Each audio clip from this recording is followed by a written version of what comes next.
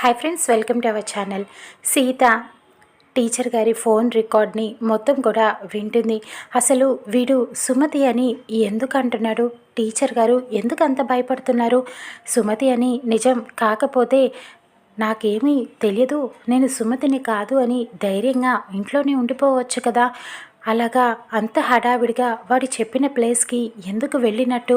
Teacher ఏదో దాస్తున్నారు అని చెప్పి ఆలోచించి అందులో ఉన్న లొకేషన్ని చూస్తుంది. ఇక దాన్ని బట్టి ఎలాగైనా టీచర్ గారి దగ్గరికి మనం కూడా వెళ్దాం, నిజమేంటో తెలుస్తుంది కదా అని చెప్పి అదే టైంలో అలాగే గది బయటికి వస్తూ ఉంటుంది.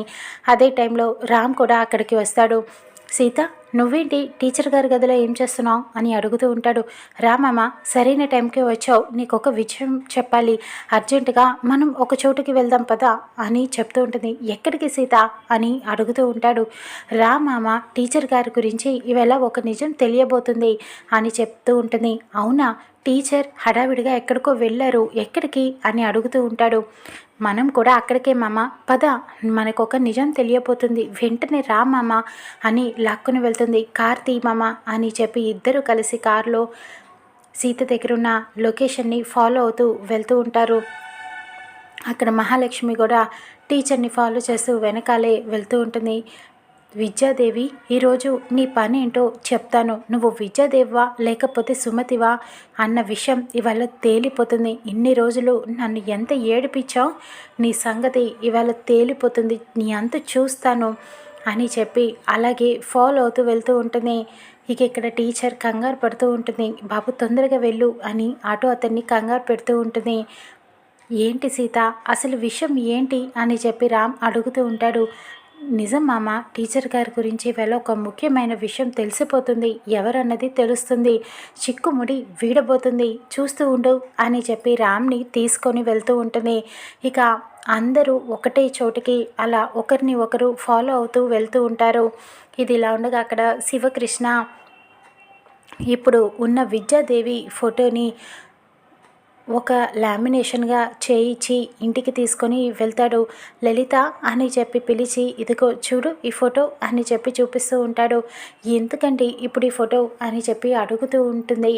అదేంటి అలా అంటావు, నా చెల్లెల ఫోటో, నేను రోజు తన మొహం చూడాలి కదా, అందుకనే రోజు ఫోటో ఇలా చూస్తూ ఉంటే బాగుంటుందని చెప్పి ఇలా లామినేషన్ చేయించాను అని చెప్పడంతో, ఎంత పని చేశారండి, ఇప్పుడు ఆల్రెడీ ఒక ఫోటో ఉంది కదా అని అడుగుతూ ఉంటుంది.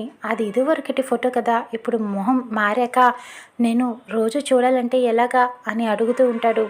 మీరు ఒక విషయం ఆలోచించడం మర్చిపోయారండి, ఇప్పుడు సుమతి ఎవరన్నది ఎవరికి కూడా తెలియదు, మనిద్దరికీ సుమతికి తప్ప. అదే ఇప్పుడు ఈ ఫోటోని ఎవరైనా మన ఇంటికి వచ్చినప్పుడు చూశారనుకో, ఆ మహాలక్ష్మికి కానీ ఇప్పుడు సీతకి కానీ అనుమానం వస్తుంది కదా, ఎందుకు పెట్టుకున్నారు ఫోటోనని చెప్పి అడుగుతారు కదా, ఏమని సమాధానం చెప్తారు? అసలే సీత చాలా అనుమానం పడుతూ ఉంది, టీచర్ గారికి మనతో ఫోన్ కూడా చేయించింది, అలాంటిది ఇప్పుడు ఈ ఫోటో చూస్తే ఇంకేమైనా ఉందా, నిజం తెలిసిపోతుంది కదా, మీరు ఆ విషయం ఆలోచించరా అని అడుగుతూ ఉంటుంది. అవును కదా, నేను అసలు ఆ విషయం గురించే ఆలోచించలేదు, ఇప్పుడు మహాలక్ష్మికి ఈ విషయం తెలిసింది అంటే సుమతికి ప్రాణానికే ప్రమాదం అని చెప్పి భయపడుతూ ఉంటాడు. సుమతి మన దగ్గర మాట తీసుకుంది కదా, ఈ విషయం ఎవ్వరికీ చెప్పొద్దని చెప్పి తనంతట తను చెప్పేదాకా మనల్ని కూడా చెప్పొద్దంది కదా, ఇప్పుడు నా నోటితో నేనే అందరికీ నిజం తెలిసేలా చేసేలాగా ఉన్నాను అని భయపడుతూ ఉంటాడు. ఈ ఫోటోని లోపల ఎక్కడైనా దాచిపెట్టేయండి, నిజం తెలిసిన తర్వాత అప్పుడు కావాలంటే ఈ ఫోటో తీసి బయట పెడుతురు, కానీ ముందు అర్జెంటుగా లోపల పెట్టేయండి అని చెప్పి చెప్తూ ఉంటుంది.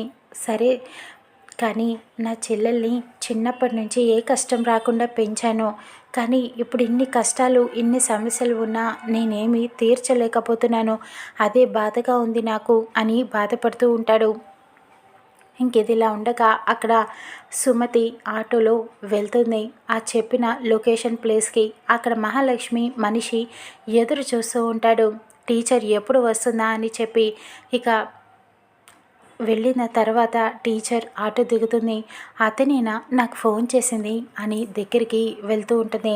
మహాలక్ష్మి కూడా దూరం నుంచి చూస్తూ ఉంటుంది. నమస్తే సుమతి గారు అని తను చెప్తూ ఉంటాడు. నేను సుమతిని కాదని చెప్పాను కదా, నువ్వేనా నాకు ఫోన్ చేసింది, ఎందుకు ఫోన్ చేశావు అని టీచర్ అడుగుతూ ఉంటుంది. మీరే కదా సుమతి, అందుకనే అని చెప్పటంతో ఇంతలో అక్కడికి మహాలక్ష్మి వస్తుంది. కారు దిగి టీచర్ దగ్గరికి వెళ్తుంది. టీచర్ ఆశ్చర్యపోతుంది. ఇక మహాలక్ష్మి ప్రశ్నిస్తూ ఉంటుంది. ఏంటి టీచర్, మీరు ఇక్కడేం చేస్తున్నారు? ఎవరితను? మీకు తెలిసినతనా? మీ బంధువా, పరిచయస్తుడా, స్నేహితుడా? ఎవరితను అని చెప్పి అడుగుతూ ఉంటుంది. మరి మీరెందుకు వచ్చారు ఇక్కడికి అని టీచర్ మహాలక్ష్మిని ప్రశ్నిస్తూ ఉంటుంది. మీరు కంగారుగా వచ్చున్నారు కదా, ఎక్కడికి అంటే చెప్పలేదు, అందుకని మిమ్మల్ని ఫాలో అవుతూ నేను కూడా వచ్చాను. మీకు ఫోన్ చేసి బెదిరించింది ఇతనేనా? సుమతి అని బెదిరించాడా? సాక్ష్యాలు చూపిస్తా అన్నాడా? డబ్బులు కూడా అడిగినట్టు తెలిసింది నాకు, అందుకనే వచ్చారా అని అడుగుతూ ఉంటుంది మహాలక్ష్మి. ఆ విషయం మీకు ఎలా తెలుసు అని టీచర్ అడగటంతో అదేం పెద్ద విషయం కాదులేండి తెలియటం. మీరు నిజంగానే సుమతేనా అని అడుగుతూ ఉంటుంది. సుమతిని కాదని చెప్పాను కదా, మళ్ళీ మళ్ళీ అదే ప్రశ్న వేస్తారేంటి అని టీచర్ అడుగుతూ ఉంటుంది. ఇంకా దూరం నుంచి రామ్, సీత ఇదంతా కారులో కూర్చొని అబ్జర్వ్ చేస్తూ ఉంటారు. రామ్ అంటాడు, అదేంటి సీత, పిన్ని కూడా ఇక్కడికే వచ్చింది, అసలు వాడెవడు, ఏం జరుగుతుంది అక్కడ అని కంగారుతో ఇద్దరు చూస్తూ ఉంటారు. ఇక మహాలక్ష్మి అడుగుతూ ఉంటుంది, చెప్పండి, మీరు సుమతి కాకపోతే డబ్బు తీసుకొని ఇక్కడికి ఎందుకు వచ్చారు అని ప్రశ్నిస్తూ ఉంటుంది. ఇక టీచర్ ఏమి మాట్లాడకుండా మౌనంగా ఉండిపోతుంది. ఇంతలో వెనకాతల నుంచి జనార్దన్ వస్తాడు. జన రావటంతో మహాలక్ష్మి షాక్ అయిపోతుంది. మీరేంటి ఇక్కడ అని చెప్పి అడుగుతూ ఉంటుంది. ఏంటి మహా, ఇదంతా అసలు నిజమేంటో నేను చెప్తాను అని జన అంటాడు. అదేంటి, డాడ్ కూడా వచ్చారు, అసలు ఏం జరుగుతోంది సీత అని కంగారు పడిపోతూ ఉంటాడు రామ్. పదమామ దగ్గరికి వెళ్ళి చూద్దాం అని చెప్పి ఇద్దరు కారు దిగి టీచర్ దగ్గరికి వెళ్తూ ఉంటారు. అదేంటి, మీరెందుకు వచ్చారు అని మహాలక్ష్మి అడుగుతూ ఉంటుంది. అసలు ఇక్కడ ఏం జరుగుతోంది పిన్ని, ఎందుకు ఇక్కడికి వచ్చారు? టీచర్, మీరెందుకు కంగారుగా వచ్చారు? అసలు ఇక్కడ ఏం జరుగుతుందో తెలుసుకుందామని మేము కూడా ఇక్కడికి వచ్చాం అని సీత అంటుంది. ఇక జనార్దన్ చెప్తాడు, టీచర్ గారికి ఎవరో ఇతను ఫోన్ చేసి బ్లాక్మెయిల్ చేస్తున్నాడట, సుమతి మీరే కదా అని చెప్పి. టీచర్ ఇందాక ఆఫీస్కి వచ్చి ఇలా ఎవరో బ్లాక్మెయిల్ చేస్తున్నారు, సుమతి అని అంటున్నారు, నన్ను పలానా చోటుకి రమ్మన్నారని చెప్పారు, అందుకనే విషయం ఏంటో తెలుసుకుందామని, వాడంతు తేలుద్దామని నేను ఇక్కడికి వచ్చాను అని జనార్దన్ చెప్తూ ఉంటాడు. మహాలక్ష్మి షాక్ అయిపోతుంది ఈ విషయం విని. ఇక సీత, రామ్ ఇద్దరూ చెప్తూ ఉంటారు, అదేంటి అంటే ఇదొక రకమైన బ్లాక్మెయిల్సా?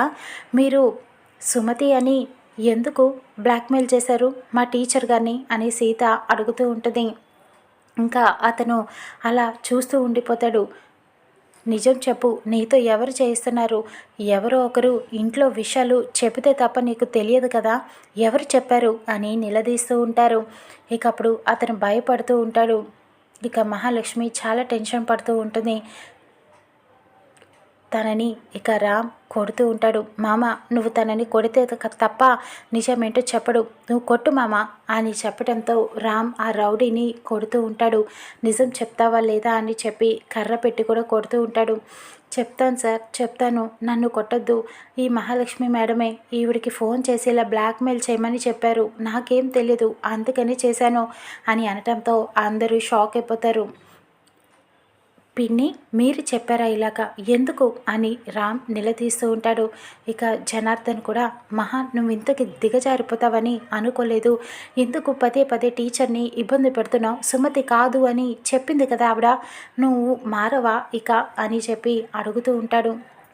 అది కాదు జన అని నచ్చజెప్పే ప్రయత్నం చేస్తూ ఉంటుంది మహాలక్ష్మి. నువ్వు ఇంకేం మాట్లాడకు మహా, ఇదే నీకు లాస్ట్ అండ్ ఫైనల్ వార్నింగ్, ఇంకొకసారి నువ్వు ఇలా టీచర్ని ఇబ్బంది పెట్టే ప్రయత్నాలు ఏమైనా చేసావంటే నీకు బాగుండదు అని వార్నింగ్ ఇస్తాడు.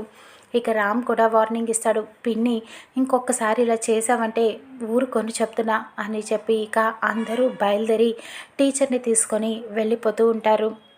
మహాలక్ష్మికి ఏం చేయాలో అర్థం కాక కోపంగా రగిలిపోతూ ఉంటుంది. ఇంటికి వెళ్ళాక రామ్ ఆలోచిస్తూ ఉంటాడు. జరిగిన దాని గురించి సీత, మామ పాలు తాగు అని ఇస్తూ ఉంటుంది. ఏంటి మామ అలా ఉన్నావు అని అడగటంతో రామ్ చెప్తూ ఉంటాడు. అనవసరంగా నువ్వు మా పిన్ని టీచర్ గురించి ఆలోచిస్తున్నారు. మా అమ్మ అని మీరు అనుమానపడుతున్నారు. మా అమ్మ కాదని చెప్తున్నా మీరెందుకు వినట్లేదు? మా పిన్ని అలా ఆలోచించిందంటే ఒక అర్థం ఉంది. నువ్వు కూడా ఎందుకు అలా ఆలోచిస్తున్నావు అని అడుగుతూ ఉంటాడు. నిజం మామ, టీచర్ గారే సుమతి అత్తమ్మని నాకు అనుమానం వస్తుంది. ప్రతి విషయం సుమతి అత్తమ్మలని మాట్లాడుతున్నారు కదా, అందుకని టీచర్ మొహం మారి ఉండొచ్చు కదా, సుమతి అత్తమ్మేమో అని నాకు అనుమానంగా ఉందని చెప్పడంతో రామ్ ఆశ్చర్యపోతాడు.